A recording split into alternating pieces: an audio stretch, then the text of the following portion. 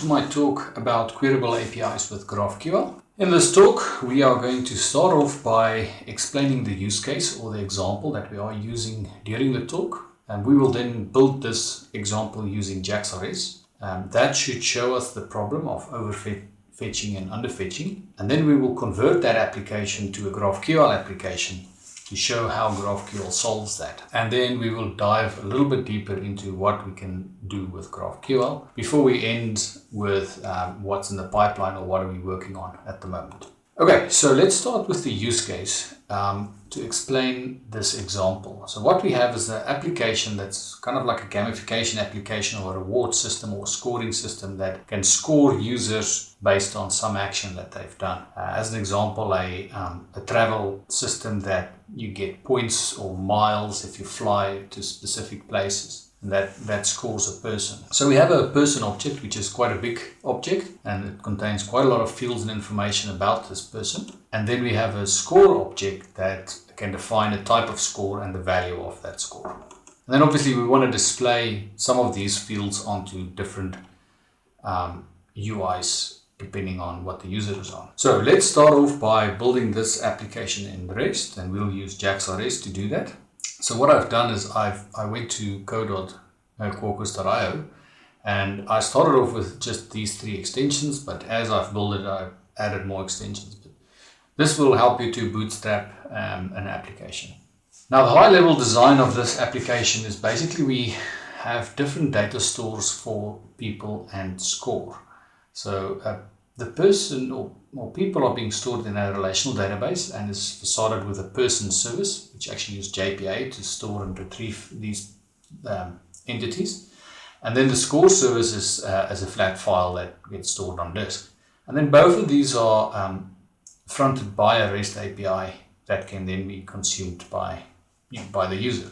And then obviously the object model exists that defines person and score and everything that goes with it. It's actually quite a big object model. Okay, so let's get into it. I already have built the application, like I said. So a person service, here's the REST API. You can see that this is a plain old JAX-RS REST API that injects the backend service and then exposes getting it by ID by basically just passing that along and getting everybody by calling the backend service. And similarly, the score service, go get the score off the score service. It just injects it and make it available via REST. So the application is already running in the background. So if you go to localhost 8080 qdev on Quarkus, you get to the dev console. You can see all the extensions that I have. So we want to look at OpenAPI or specifically Swagger UI so that we can see these REST endpoints that we've built. Okay, let's clear the log file. So you can see I can go and get all people and that will return all the people in the database, and it is quite a lot of information. Like I said, there's a lot of information on person, but I can also then get a specific person like person 1. So after I've gotten this person with all the information, which I maybe only want name and surname of, I can also get some ID number, which is what I can use to go and get the scores for this person, because this is a separate system, like I said. So now I have the scores. So I had to make 2 HTTP calls. Both returned too much data, but the first one didn't return all the data that I wanted. I had to filter out the too much data and then made a subsequent call to get even more data that's too much, filter that out and combine the lot to actually display the page that I want. That brings us to the actual problem, the problem of over and under fetching. So overfetching is when I fetch way too much data and I don't want to use all of it. And I want to actually define what exactly I'm interested in. The web page might want more data, but the mobile site might want less data because it has less screen space to actually display it on. And then underfetching is when I made a call, but there's not all the information is in there that I need, and I have to make subsequent calls to get all the information that I need. So that brings us to GraphQL. We're going to take that application and convert it to a GraphQL application. Before we do that, let's quickly just go through a little bit of history of GraphQL. It's developed and open sourced by Facebook, It's just a specification. You can find it there under that URL. It's been positioned as an alternative to REST, even though you can use the two together. It does declarative data fetching, which is solving the problem that I've just described. Facebook developed it because of the increased mobile usage that they have on their platforms, and mobile is much more sensitive towards network traffic. It also allows a variety of different front-end frameworks and a rapid feature development, because the separation between your front-end team and your back-end team is much cleaner because I can do queries. I do not have to go to a back-end team to say, I need this specific service, please build it for me, so that I can build my front-end. They've been doing this since 2012, and GraphQL as a specification has been available since 2015. Okay, so if we look at our high-level design again, what we're going to do is we're going to remove, we're going to take this and this one and replace it with one API, person GraphQL API. Okay, so let's get into that. So we'll start off by just grabbing the person REST API and copying and pasting it to a different namespace. And now we'll start changing it. So we'll start off by renaming it to be person GraphQL API. Let me just go bigger.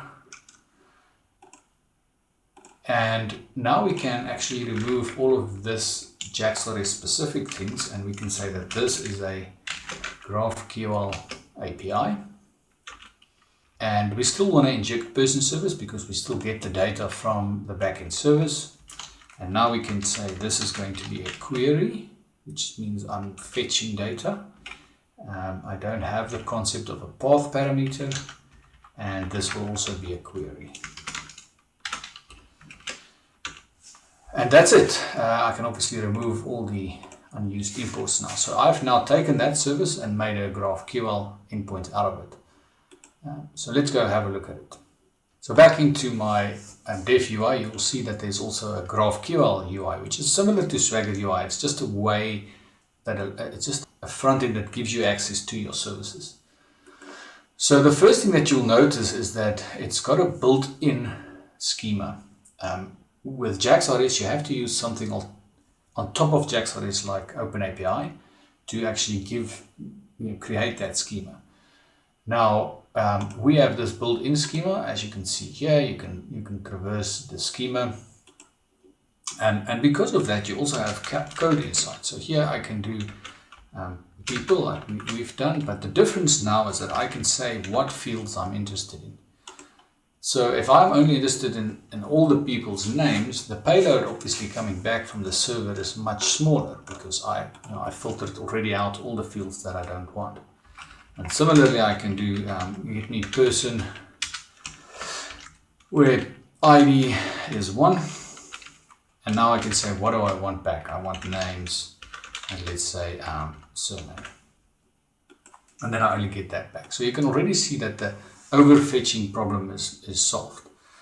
So let's see if we can solve the underfetching problem. So what we'll do is we'll take the score service, no, not the score service, the actual REST service, and we'll just copy this part and paste it in here. Okay, so we still want to obviously inject the backend service because that's where we get our data from, but we want to change this REST endpoint. Now the difference now is that we're not going to make this queryable. What we're going to do is we're going to say that if there is a query where the source, meaning the output of this query, the source is a person, so source person P, then add a list of scores as a field to that person, and then I can say P dot get ID number. Before I save, what you'll notice here is that there's no score service at the moment. But once I save and refresh, you will see that there's now a scores field on this as a queryable field. And then I can obviously go deeper into that graph to find exactly what I want. So what I've done now is I've fixed both the over and under fetching problem. With one call, I got exactly the data that I want. And that is what we are solving. What is happening in the background here is that, let's just remove this. When a query comes in, we see that you want a person, and we see that you also want that score. Now, basically what's happening in the background is that we make a call to this method, and then we make a call to this method. The problem comes in with something like get people, where you might have 1,000 people, and we don't want to make 1,000 method calls to this. This is just not efficient. We could make it a batch type scenario where we say, actually, send me in the list of people. So do this. So both get person and get people will now call this with a list, even though get person, the list will be the size of 1. And what we'll do now here is we'll say p.stream.map, and then we say we want person get ID number, and then we want to collect it in a collector.toList. Right. So now I have a list of IDs, which I can much more efficiently call the backend service. Now again, before I click save here, let's actually do people again.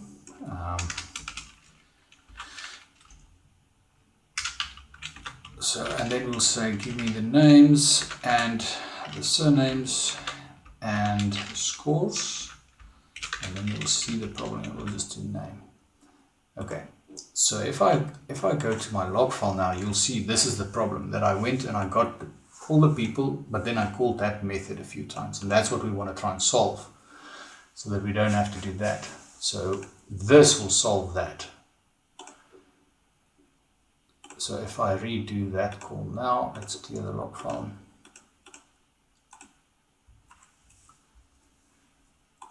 You can see that now I made that call with all the IDs, so it's a much more efficient call for the backend. Now that's called batching in GraphQL. You can actually call multiple requests. So as an example, let me just close this one. As an example, let's go back to our person query, right? So this return one person, but maybe I want person 1 and 2. So I can do something like this, where I say person 1 will be this, and then I also want person 2, and maybe for person 2 I only want, I don't know, the name and the surname, not the scores. Maybe it's showing you your friends or whatever. So names and surname. And again, in one call I can combine these things, and this doesn't have to be from the same entity like a person. So as an example, let's say that, like I said, this could be a system that is that rewards you for traveling, and as an added benefit they will show you the exchange rate against your base currency of the country that you're going to. So we can, for instance, we can add another source method. Let me do this. So we inject an exchange rate service, and then we add an exchange rate field onto person, similarly like we do with scores. So we'll say, and here you can see that you can, apart from the source that you pass in, you can pass in even more queryable parameters in. So this should give us a exchange rate. The other thing that we want to do is we want to also show the weather. So let's add a weather API. So that means when I travel to London, I can see the exchange rate and the weather of my destination.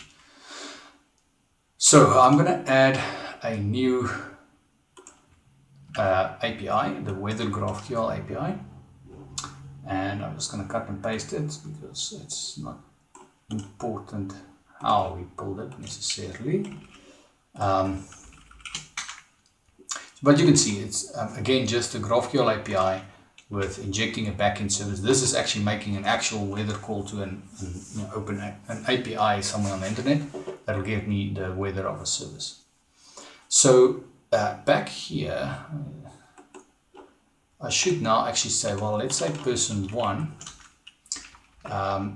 is traveling to London. So here I want to just refresh so that my schema updates.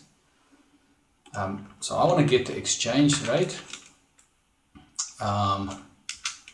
with against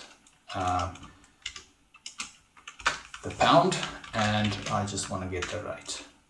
And then I also want to get the weather, which is now a separate API. It's not a field on person. And let's see, what do I need to pass in? I think city and London. Right, and then I want to, let's see, I want to return the description, the minimum and the maximum.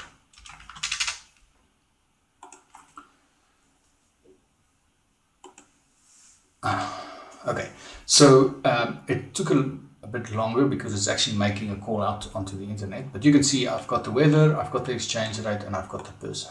So I can combine any amount of GraphQL endpoints into one request to get exactly the data that I want. Okay, so that brings us to the next point, is asynchronous. So at the moment, what is happening is that as the request comes into the server, we go fetch person. We need person to be able to get exchange, right? So we can't do these two sequential because I need the base currency against which of this person to get the exchange rate. And that's why it's a source field. But something like weather doesn't need to wait for person, because I just need to get the weather for London. So we could theoretically actually just call this and this concurrently. But at the moment it's been called sequential. Now the way in which we're going to change that so that we can do it concurrently is just to use asynchronicity. So we'll start off with the weather service. We'll basically say that this should be a completion stage of weather. Now the actual backend service is already actually asynchronous, so we can just do this, and then for person API we now want to do the same here, completion stage person. And for now, we'll just do something like this, right?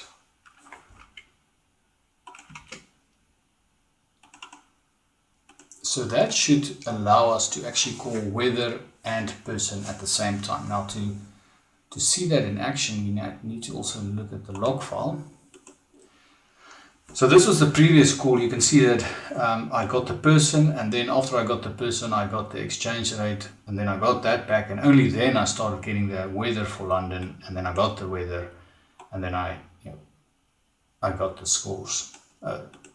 So let's clear this and do that call again.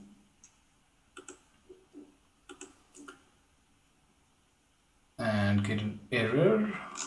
Let me just I do get errors every now and then, and it's usually the hot reload. So I'm just restarting Quarkus in dev mode, and then we'll give that a try again.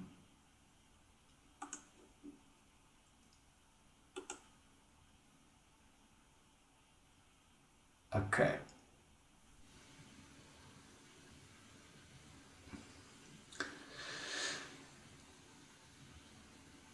Let's go. Okay, here we go. So back here, we'll do the call again. And it's still getting me an error. Oh, that's that error. Context not aware. I can actually quickly fix it. There's a problem that this needs to be transactional for some reason. I'm not sure why. Actually, that could come out. We don't want to show that now.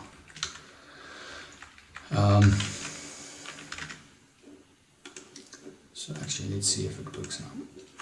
I'm not going to get into detail on why this is broken or not working on not transactional, but anyway. Okay, so I got the data back, and let's look at the log file now. and you can see that I'm getting the weather and the person and then the exchange rate. Then I got the weather and the exchange rate. So you can see that this is definitely a better splitting the work up into two, a better way to do this. Now, what will happen if I basically say that I want to travel to London and New York? So I want to do this, where I say that this is Great Britain,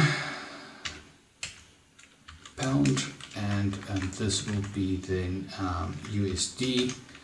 So let's do USD here. And then I want the weather for both of those as well. So I want London's weather and then I want New York's weather. Right. I'll just say New York and New York. So now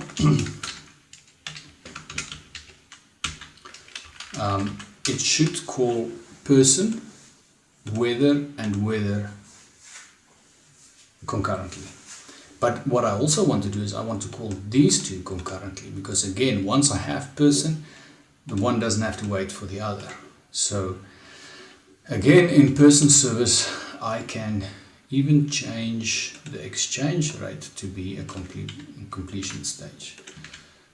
And that will allow then for me to call all the fields that I've added with the source to be returned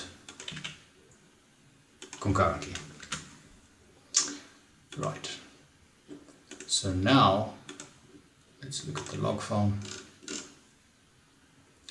You can see that it's getting the weathers at the same time as the person, and then it's getting the two exchange rate. The one is not waiting for the other, which is obviously a much better design in certain cases. Okay, so what we have looked at so far is how GraphQL solves over and under fetching by using a query and by using the source to add fields onto it. And we've looked at batch, multiple requests, and asynchronous.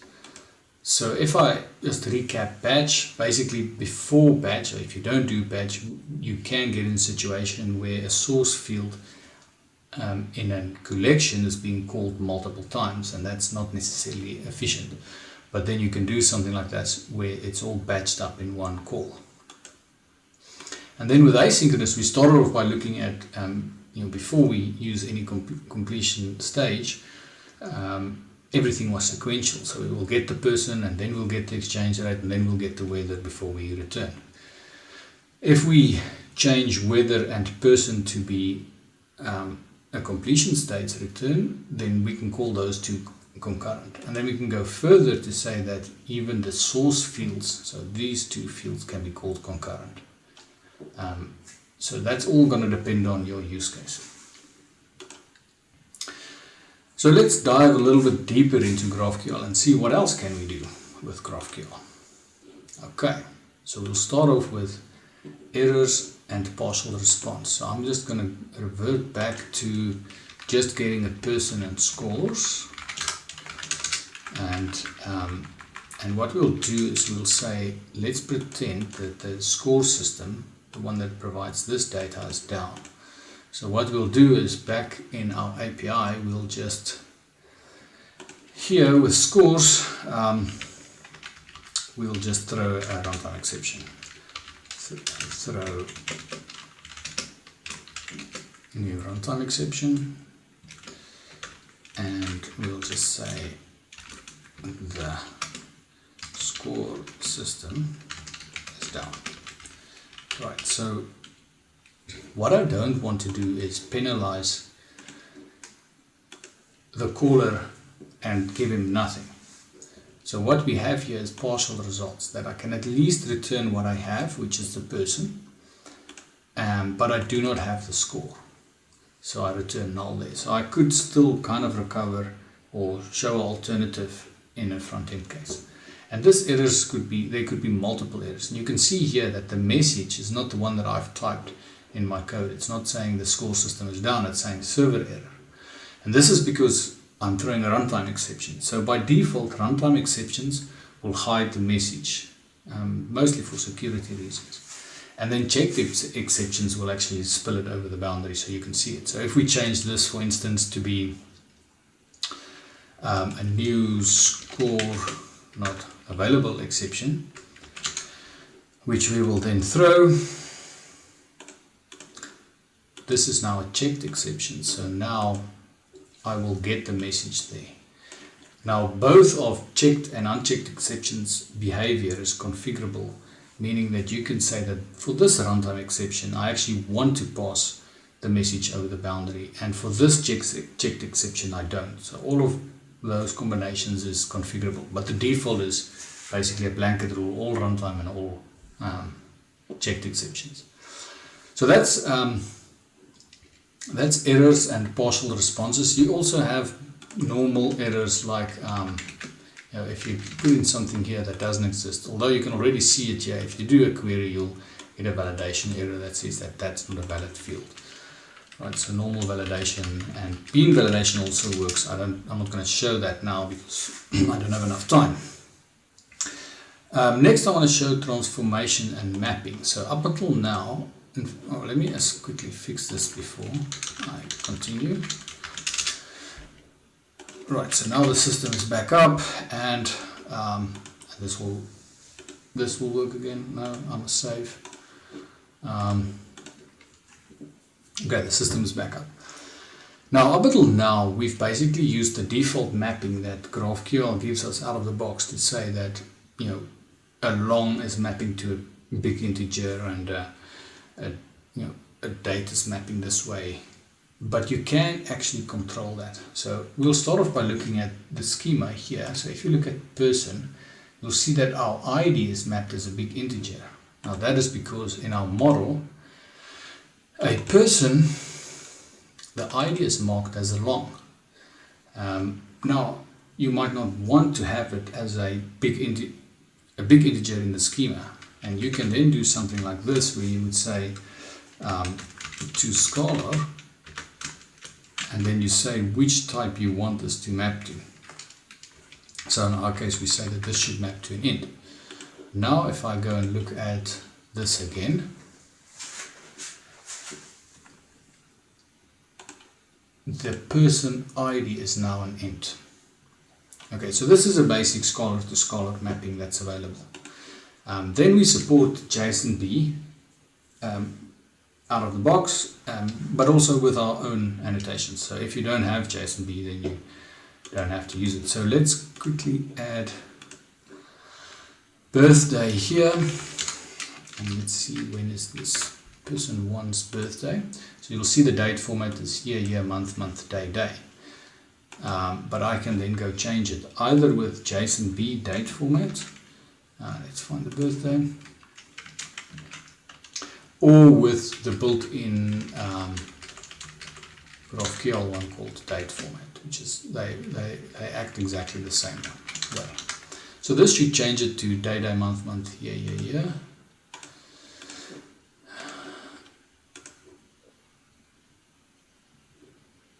Right, so now I've done the date format, and then depending on the input, on where you place it, like I've placed mine on the field, which means that this applies on both input and output. But if you put it on the setter, it will only apply on the input, and on the getter only on the output. One of the more complex things that you can do is, if you look here, you'll see that email is actually a complex object here in this system. And you know that this can be represented as a string. So what you want to do is, so if I just show you this at the moment, if I want to see email, because it's a complex object, I need to actually get the value back, right? And I know that even though it's a complex object, in GraphQL I want to represent it as a string. So what I can do is I can then here say add to scholar and then make it a string. Now there's some default rules in how it determines how to do this. For marshalling to string, it will just use toString, so you need to make sure that your toString is implemented. For creating an input from a string, it will it will go and see if there's a constructor or a set value or whatever the field is to reconstruct this object. Right, so now this will be invalid because that's not a complex object anymore. Oh wait, I didn't save.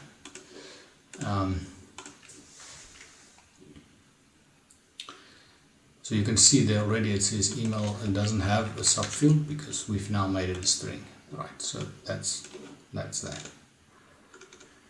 Right, so we have looked at errors, we've looked at transformation and mapping. Next I want to talk about mutations. Now mutation, up until now we've only queried data. Mutations is basically the rest of the CRUD operations. It's just when data is going to change, it mutates. So that's basically we want to add a person or delete a person or update a person. And that's very straightforward to do. Let's go to our GraphQL endpoint and add this. So it's basically just a new annotation to say mutation. It always also returns a person, which means the result of a mutation is also a queryable result. So as an example, let's see if this works. I'm going to create a person. This might not work, and then I'll explain why not. Yeah, schema is not configured for mutations, so I'll just restart again.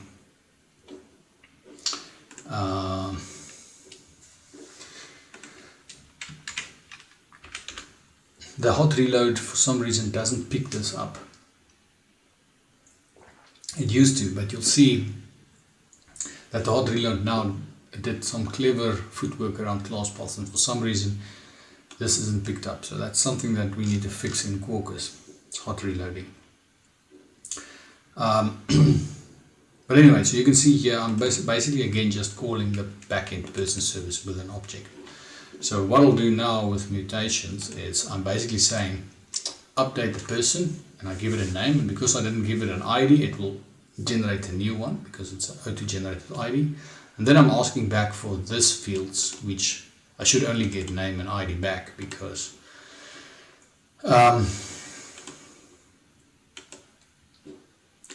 not save? Oh, so maybe the hot reload was working actually, and I just didn't save. Yeah, so this is the other error that I knew about. So what's happening there is that I didn't set up my Postgres properly, so when I insert the initial test data, I didn't know what the next ID is. So I get this duplication error, and I didn't bother to fix it. But bottom line is, this is how I can create a person. You can see now that I got the ID from the database that's auto-generated. And then all of this is still set to null because I haven't created those yet. But again, this is queryable what I ask. So I can now go and update that person. Now I'll pass in the ID because I want to do an update. And then those fields are populated. So that's, and similarly you can do a delete. I'm not going to show a delete, but you can do the rest of the CRUD operations. Okay, what I want to show next is we'll quickly do introspection because that's quite fast, and then we'll go on to security. So introspection is an interesting concept where I can use GraphQL to query GraphQL's schema.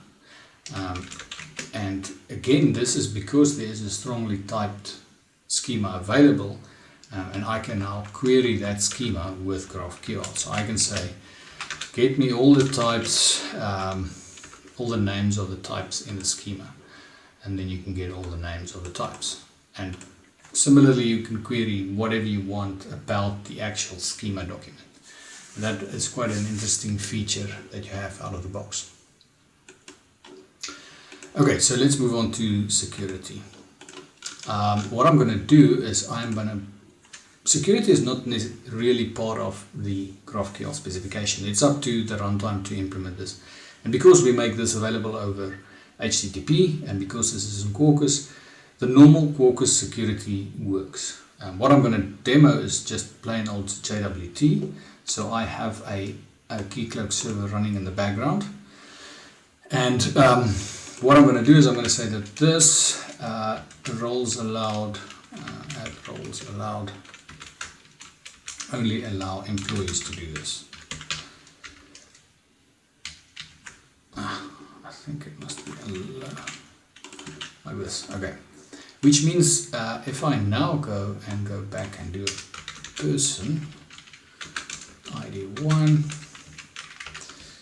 and names, I should get an error because I'm not authorized. Right, so unauthorized exception. So what I'll do now, let me just do this to show. So I'll get a fresh token from Keycloak here, and then I'll pass a request header in a bearer token basically. Copy, and then I can get the data back. So, and again, any of the security models in Quarkus will work with GraphQL. Okay, let me remove this because this can get quite annoying, and remove this. So that's securing your endpoints. And by the way, I'm not going to show that, but you can add security or a different role around this method, and then you will get a partial result back if your user is not in that role. Okay, next I want to show context. Now context allows you to inject the context of this query anywhere in your code. And this is useful if you look at our backend as an example, our person service. And this service is making calls to a database. And I can now go and inject this context, and this context gives me all sorts of things like the actual request, the query, the name, the variables, and a whole lot more. Things about the original request, which means at the moment when I do find person, the database still returns all the fields on that person. It's only after it came from the database that we filter out only the fields that should go over the network to the client. But this will allow you to inspect the original request and do a better query on the back end. So the one way is to do this, so inject it. The other way is to use events. Now there's quite a few events that gets fired both during startup. So as we build your schema, there's a bunch of events that allows you to take part in that building of the schema.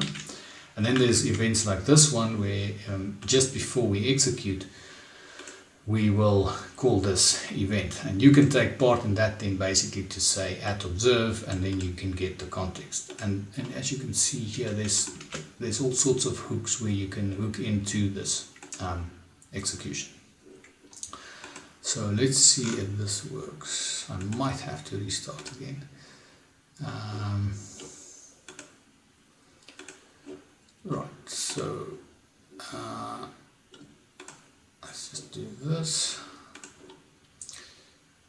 Yeah, so here you can see that I got the context, and I'm just printing out the query, but already I can see that only names has been asked, which means I can actually optimize my backend query, and that's the idea of the context. Okay, the next thing I want to show is custom execution. So up until now, we basically allow execution based on this methods which will serve incoming traffic over HTTP. But you might be in a situation where you want to do a GraphQL query on startup, or on some schedule, or just programmatically for some other reason. In my example, I have this use case that I'm saying that every morning I want to do a query to find all the scores so that I can send out a mail to send the leaderboard out, as an example. So I have this leaderboard service, which is running on a schedule. So what you can do is you can inject an execution service, right, this one here, and then that gives you access to the actual service that's being called. That's the same service that the web request will call. So the only difference now is that you build up your own query in here, and then this should make the call. So to test that, in fact it should already run now because it'll run on startup, but let's clear the log. So you can actually in def UI you can trigger a schedule. So I can invoke it, and then you can see there I have printed out what that execution service executed.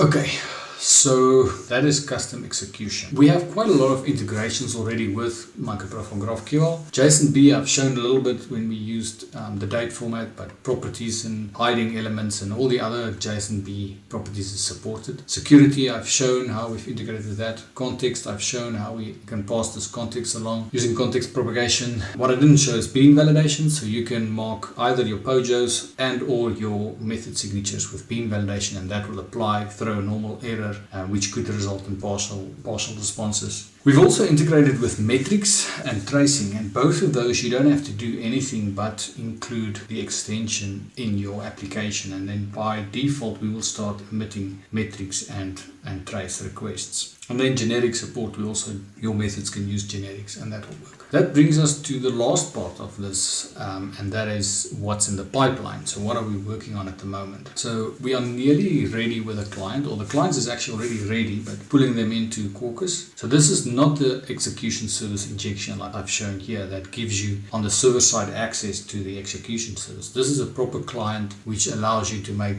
calls from a client that will make a call over HTTP. There are two variants of this client that we're building. One is similar to the JAX-RS client that uses this, we call it the dynamic client, and it allows this builder pattern to build a query up. And the other one is a type-safe client, which is similar to a REST client in MicroProfile. So that's a type-safe one where you define the objects and that will make the call. The other interesting thing we're working on is subscriptions, which is one of the outstanding features that the GraphQL specification has. So GraphQL specification on a high level have queries, mutations, and then subscriptions. And subscriptions is basically, it allows you to subscribe to a query, and you get push notifications as data comes in that match that query. And we are busy implementing it over WebSockets in Quarkus, and that hopefully will be available pretty soon. And then one of the other things that's high on our priority list is to make paging and filtering easier. So at the moment, if you want to do paging of